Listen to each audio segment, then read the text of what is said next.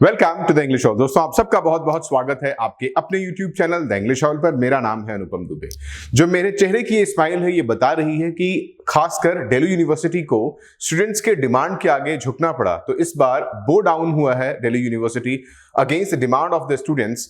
उन्होंने BCom honours के लिए जो रेगुलेशन निकाला था उसको विड्रॉ कर लिया हुआ है और अब 2023-24 के पैटर्न पर दोबारा से एडमिशन देना शुरू कर दिया है। यानी जो भी बच्चे क्लास 12th में जिनके पास विदाउट मैथ्स था बट अकाउंटेंसी, इकोनॉमिक्स और बीएसटी था, वो भी अब एलिजिबल हैं बीकॉम ऑनर्स के लिए।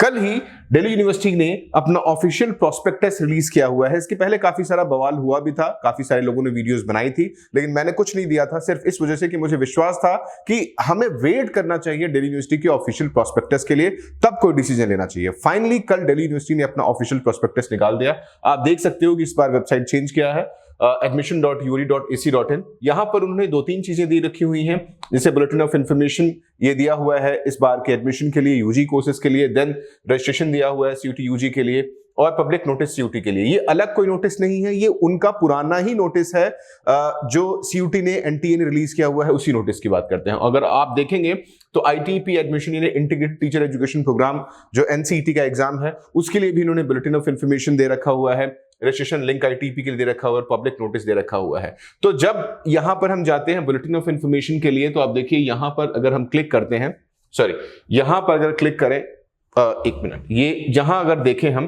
तो ये बीकॉम ऑनर्स का जो रेगुलेशन है उन्होंने ये निकाला हुआ है, जहां पर इन्होंने फिर से क्या लिखा हुआ है, any one language from list A mathematics और applied mathematics plus any two subject from list B, और any one language from list A accountancy और book keeping plus any two subjects from list B. यानी list A list B का कोई मतलब नहीं है।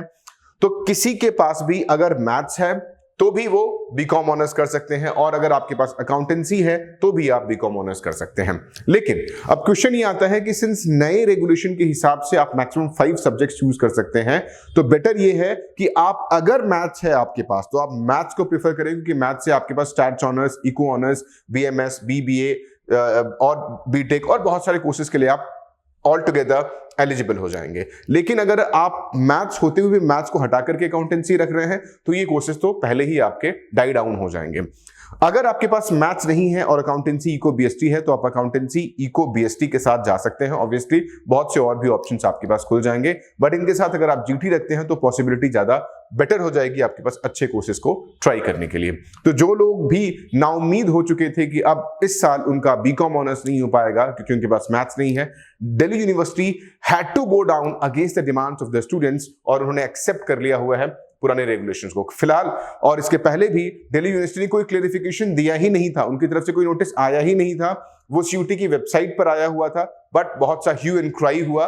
Finally Delhi university ने submit कर दिया इस रेजिग्नेशन की, ठीक है यार हम एक्सेप्ट करते हैं, जो भी बच्चे कह रहे हैं या पुराने हम रूल्स पर आ जाते हैं, जो भी पुराना पैटर्न था। तो ये एक अच्छी खबर है आप सबके लिए जिन्होंने अब तक फॉर्म नहीं भरा था। अब आप सीयूटी का फॉर्म भर दीजिए, जिससे एटलीस्ट आपको जो रिक्वायर्ड आपका एग्जाम सेंटर है वो एलोकेट हो जाए। इस जर्नी में हम हमेशा आपके साथ हैं। अगर ये वीडियो पसंद आया हुआ है तो प्लीज लाइक जरूर करें, चैनल पर पहली बार आए हैं तो सब्सक्राइब जरूर करें। Thank you so much.